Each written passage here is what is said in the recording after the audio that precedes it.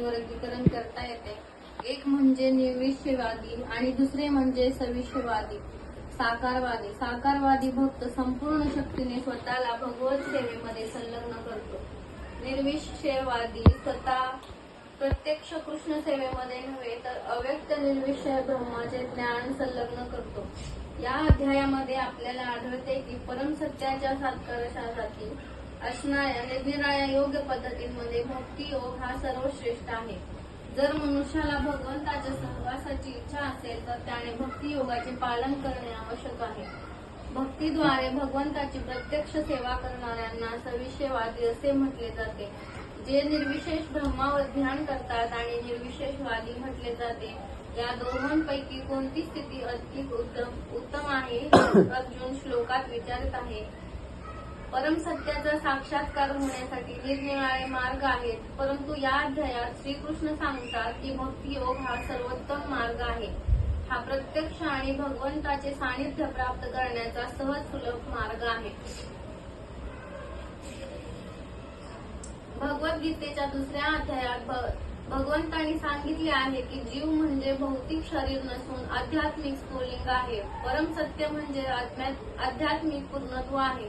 7व्या अध्यायामध्ये त्यांनी सांगितले की जीव हा परमसत्याचा अंश आहे आणि म्हणून त्याने आपले ध्यान परमसत्यावर पूर्णपणे केंद्रित करणे अत्यावश्यक आहे. नंतर पुन्हा 8व्या अध्यायामध्ये सांगण्यात आले की देहत्याग करतेवेळी जो कोणी कृष्ण चिंतन करतो त्याला तात्काळ आध्यात्मिक जगताची कृष्ण लोकाची प्राप्ती होते. आणि 6व्या अध्यायाच्या शेवटी भगवंतांनी स्पष्टपणे सांगितले की सर्व योग्यांमध्ये जो सदैव आपल्या हृदयामध्ये कृष्ण स्मरण करतो तो परमसिद्ध योगी होय. म्हणून जवळजवळ प्रत्येक अध्यायाचा अंतिम निष्कर्ष हाच आहे की मनुष्याने श्रीकृष्णाच्या साकार रूपावर अनुरूप झाले पाहिजे. हीच सर्वोच्च आध्यात्मिक अनुभूती आहे. तरीही असे लोक आहेत की जे श्रीकृष्णाच्या साक्षात रूपावर अनुरूप नाहीत. कृष्ण रूपापासून ते इतक्या दृढपणे अनासक्त झालेले असतात की भगवद्गीतेवर भाग्य करतानाही ते लोकांना श्रीकृष्णापासून दूर नेण्याचा आणि लोकांचा भक्तिभाव निर्विशेष ब्रह्मज्योतीवर केंद्रित करवण्याचा प्रयत्न करतात. अव्यक्त आणि इंद्रियातीत परमसत्याच्या निर्विशेष रूपावरील ध्यानास ते प्राधान्य देतात. अशा प्रकारे योगीजनांचे 2 प्रकार आहेत. आता या दोघांपैकी कोणता वर्ग अधिक परिपूर्ण आहे आणि कोणता मार्ग अधिक सुकर आहे हे निश्चित करण्याचा अर्जुन प्रयत्न करत आहे. दुसऱ्या शब्दात सांगायचे तर आपल्या स्थितीचे स्पष्टीकरण करण्याचा प्रयत्न करत आहे. कारण तो श्रीकृष्णाच्या साकार रूपामध्ये अनुरक्त झाला आहे. तो निर्विशेष ब्रह्मावर अनुरक्त नाही. आपली स्थिती सुरक्षित आहे अथवा नाही हे जगण्याची त्याला इच्छा आहे. प्राकृत जगतात असो अथवा भगवंताच्या आध्यात्मिक जगात असे निर्विशेष ब्रह्माचे ध्यान करणे अतिशय क्लेशदायक असते. वस्तुतः मनुष्याला परमसत्याच्या निर्विशेष ब्रह्मज्योतीची परिपूर्ण अनुभूती होऊ शकत नाही. म्हणून अर्जुनाला म्हणायचे आहे की अशा कालापवयाचा काल उपयोग 11व्या अध्यायामध्ये अर्जुनाला अनुभव आला की श्रीकृष्णाच्या साकार रूपामध्ये अनुरक्त होणे ही सर्वोत्तम गोष्ट आहे. कारण त्यामुळे ते इतर सर्व रूपे जाणू शकत होता आणि त्याच वेळी श्रीकृष्णावरील प्रेमात कोणत्याही प्रकारचा व्यत्यय येत नव्हता. अर्जुनाने या श्लोकात श्रीकृष्णांना विचारलेल्या प्रश्नामुळे परमसत्याचा निराकार आणि साक्षात रूपातील भेद स्पष्ट होईल. मय्यावेश मनो ये मानित्युक्ता उपासते श्रद्धया परस्तो ते मे युक्तमा मता. श्री तात्पर्य अर्जुनाच्या प्रश्नाला उत्तर म्हणून श्रीकृष्ण स्पष्टपणे म्हणतात की जो साकार रूपावर आपले मन केंद्रित करतो आणि श्रद्धा व भक्तिभावाने मला भजतो तोच योग्यांमधील परमसिद्ध पुरुष आहे. अशा कृष्णभावित व्यक्तीच्या कोणत्याही क्रिया भौतिक नसतात, कारण तो सर्व काही श्रीकृष्ण प्रीत्यर्थ करत असतो. शुद्ध भक्त निरंतर सेवेमध्ये संलग्न असतो. तो कधी जप करीत असतो, कधी कृष्ण कथेचे वाचन किंवा श्रवण करत असतो, कधी तो प्रसाद तयार करतो अथवा श्रीकृष्णांसाठी काहीतरी खरेदी करण्यासाठी बाजारात जातो, कधी मंदिर मार्जन करतो अथवा भोजन पात्र स्वच्छ करतो. तो जे काही करत असतो सर्व भगवंता प्रीत्यर्थ करतो व अशा रीतीने एक क्षणही वाया घालवित नाही. असे कर्म म्हणजे समाधी कर्म होय.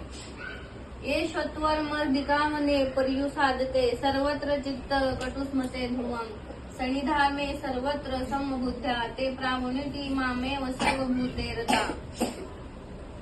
परंतु जे सर्व इंद्रियांचे संयमन करून आणि सर्वांच्या ठाई समबुद्धी ठेवून अव्यक्त इंद्रियातील सर्व व्यापी अचित्त विकारी स्थिर आणि अचल अशा परम सत्याच्या निर्विशेष रूपाची उपासना करतात ते सर्वांच्या हितार्थ संलग्न होऊन शेवटी माझीच प्राप्ती करतात.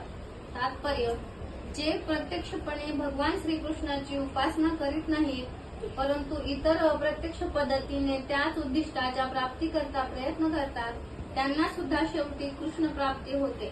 अनेकाने जन्मांतर ज्ञानी मनुष्य वासुदेव हेच सर्व काही आहेत हे जाणून माझा आश्रय घेतो. अनेकाने जन्मांतर मनुष्याला जेव्हा पूर्ण ज्ञान प्राप्त होते तेव्हा तो भगवान श्रीकृष्णांना शरण जातो. या श्लोकामध्ये सांगितल्याप्रमाणे जर मनुष्याला भगवत प्राप्ती करायची असेल तर त्याने इंद्रिय संयमन करणे, प्रत्येकाची सेवा करणे आणि प्राणीमात्रांच्या कल्याणार्थ कार्य करणे आवश्यक आहे.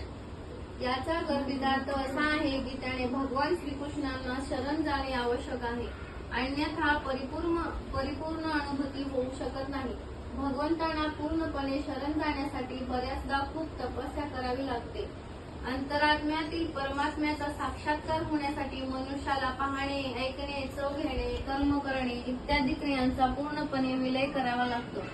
त्यानंतर त्याला परमात्मा हा सर्वव्यापी असल्याचे ज्ञान होते. परमात्म्याची अनुभूती झाल्यावर मनुष्य कोणत्याही जीवाला द्वेष करत नाही.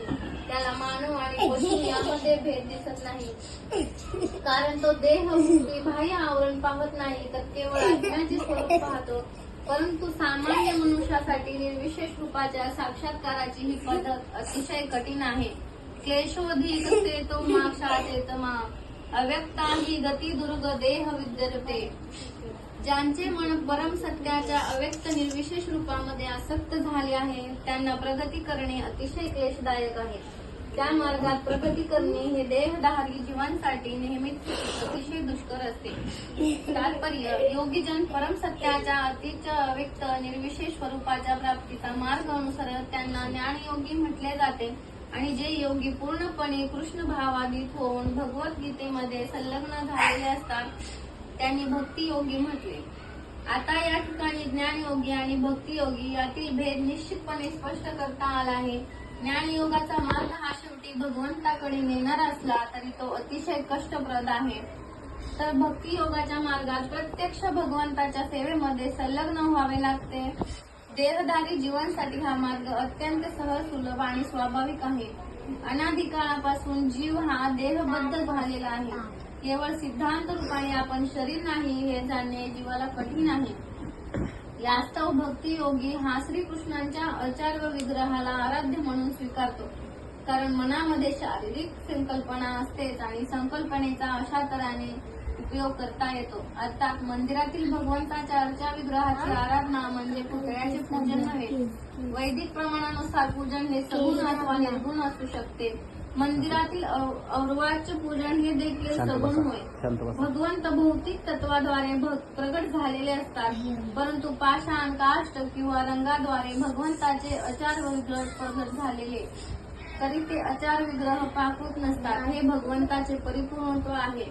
या ठिकाणी एखादे स्थूल उदाहरण देता येईल. आपल्याला रस्त्यावर काही टपाल टोप्या दिसतात. आपण जर त्यात आपली पत्रे टाकली तर ती साहजिक विनाआड आपल्या इष्टस्थळी येऊन पोहोचतात. परंतु टपाल खात्याने अधिकृत न केलेली कोणतीही पेटी अथवा नकली पेटी आपल्याला आढळली तर त्या पेटीद्वारे उपयुक्त कार्य होऊ शकत नाही. त्याचप्रमाणे भगवंत ज्या विग्रह रूपामध्ये अधिकृतरित्या प्रकट होतात त्या विग्रहालाच अवाच्य असे म्हणतात. हे अर्चा विग्रह म्हणजे भगवंताचा अवतारच असतो. परमेश्वर या आचार विग्रहाचा सेवेसाठी स्वीकार करतात. भगवंत हे सर्व शक्तिमान आहेत म्हणून आचार विग्रह अवताराद्वारे ते भगवंताची सेवा स्वीकारू शकतात, जेणेकरून बद्ध जीवाला सहजपणे सेवा करता यावी. म्हणून भक्ताला तात्काळ आणि प्रत्यक्षपणे भगवंताकडे जाणे मुळीच कष्टप्रद नसते. परंतु जे आध्यात्मिक अनुभूती करता निर्विशेष वादाचा मार्ग स्वीकारतात त्यांच्यासाठी तो मार्ग कठीण असतो. त्यांना उपनिषदाद्वारे परम सत्याचे अव्यक्त रूप शास्त्रांचा गर्भितार्थ जाणावा लागतो. त्यासाठी संस्कृत भाषाही शिकावी लागते. इंद्रियांना अगम्य असणारे भाव जाणावे लागतात आणि सर्व पद्धतीचा अनुभव घ्यावा लागतो. हे सर्वसाधारण मनुष्यासाठी सोपे नसते. भक्तीमध्ये संलग्न झालेल्या कृष्ण भावना भाविक मनुष्याला केवळ प्रमाणित आध्यात्मिक गुरुच्या मार्गदर्शनाने नियमितपणे आचार विग्रहाला केवळ वंदन केल्याने भगवंताचे गुणगान श्रवण केल्याने सत्याचा साक्षात्कार होण्याची शाश्वती नसलेल्या क्लेशदायक मार्गाचे निर्विशेषवादी अनुसरण करीत आहेत याचे काही संदेह नाही. परंतु सागरवादी विना क्लेश कोणत्याही धोक्याविना प्रत्यक्ष भगवंताचीच प्राप्ती करतात. याच प्रकारचे वर्णन श्रीमद भागवत गीतेतही आढळते. त्या ठिकाणी असे म्हटले आहे की शेवटी मनुष्याला भगवंताला शरण जावेच लागते. या शरणागतीला भक्ती असे म्हणतात. परंतु जर त्यांनी नेती म्हणून ब्रह्म जगण्याचे परिश्रम घेतले आणि सर्व आयुष्य याच रीतीने व्यतीत केले तर यांची परिणिती शेवट क्लेशामध्येच होते. म्हणून या ठिकाणी सांगण्यात आले आहे की आध्यात्मिक साक्षात्काराच्या या क्लेशदायक मार्गाचे अनुसरण करू नये. अंतिम परिणामी या मार्गामध्ये शाश्वती नसते.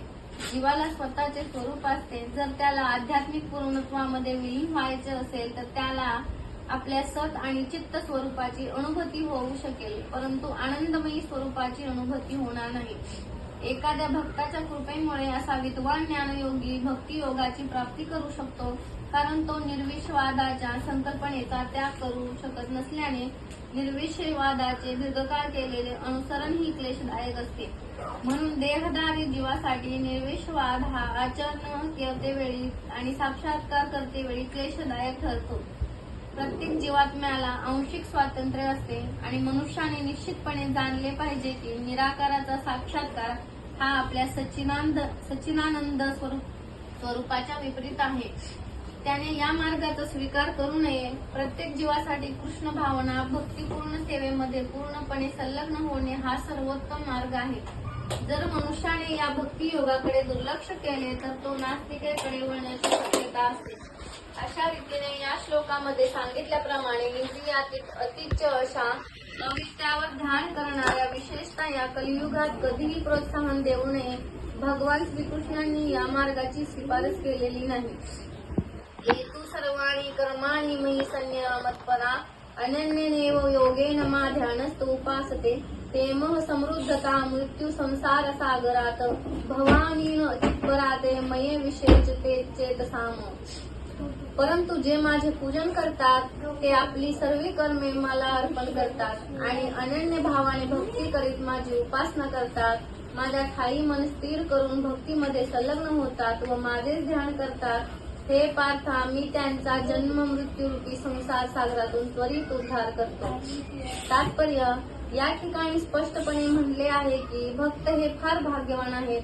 भगवंत त्यांचा संसार सागरातून त्वरित उद्धार करतात. शुद्ध भक्तीमुळे मनुष्याला साक्षात्कार होतो.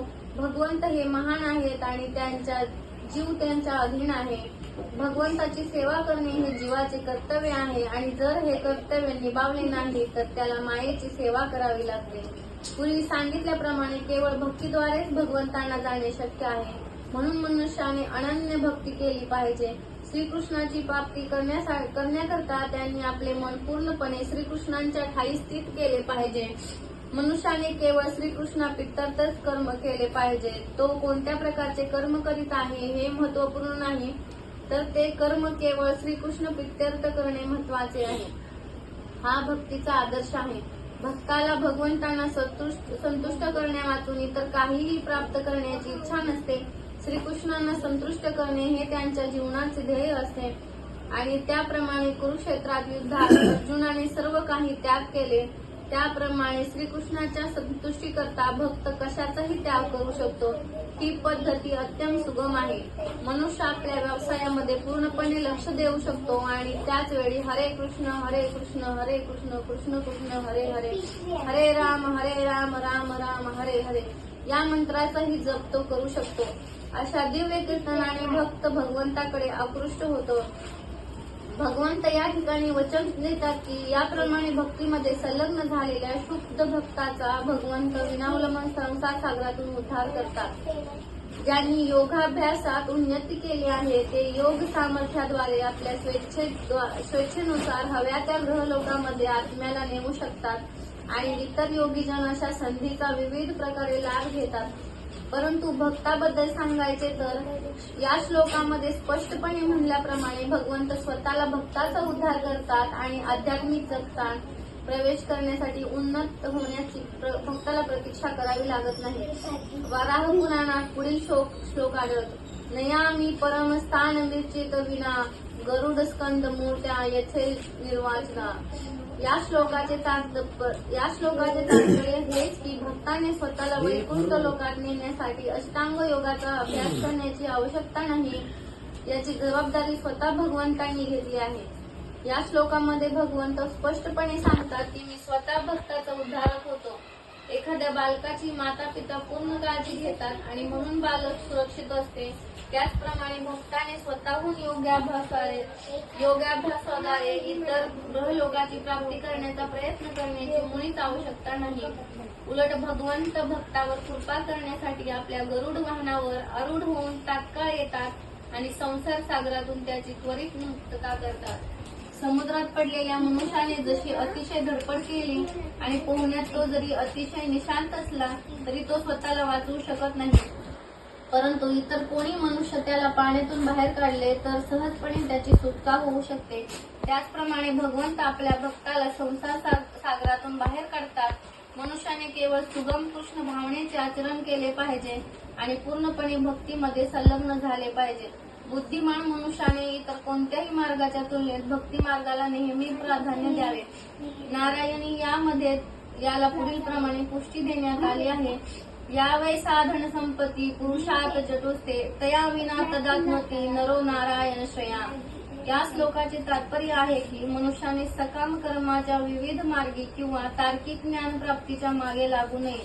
भगवत भक्तीमध्ये निमग्न असणाऱ्या भक्ताला या योग मार्गापासून तर्कवाद, कर्मकांड, ज्ञान, यज्ञ इत्यादी पासून प्राप्त होणारे लाभ आपोआपच प्राप्त होतात. भक्ती योगाचा हा विशेष अनुग्रह आहे. हरे कृष्ण कृष्ण कृष्ण हरे हरे, हरे राम राम राम हरे हरे या पवित्र हरिनामाचा केवळ जप केल्याने भगवंत भक्ताला परमलक्ष्याची प्राप्ती सुखाने आणि सहजपणे होते. परंतु याच परमलक्ष्याची प्राप्ती इतर कोणत्याही धार्मिक विधीने होऊ शकत नाही. भगवद्गीतेचा निष्कर्ष 18व्या अध्यायामध्ये सांगण्यात आला आहे. सर्व धर्मान प्रतिजन मामके शरण व्रज अहत्वा सर्व पापोदे मोक्षयामी मा सूच.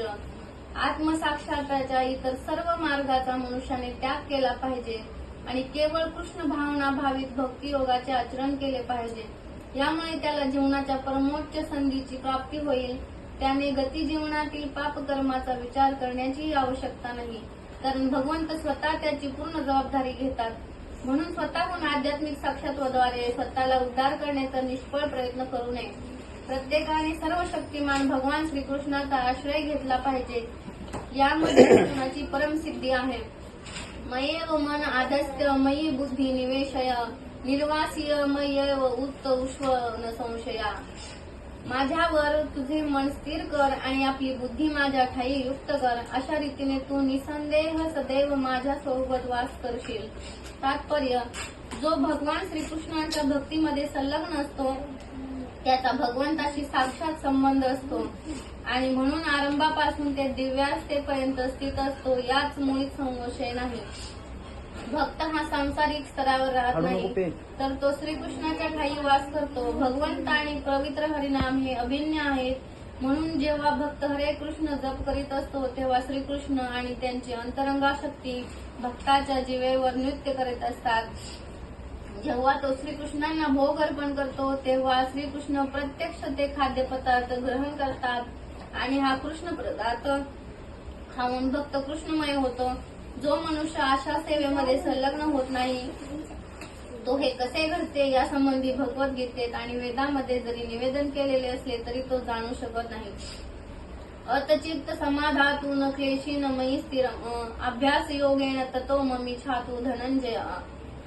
हे धनंजय, जर तू आपले मन निश्चलत्वाने माझ्या ठाई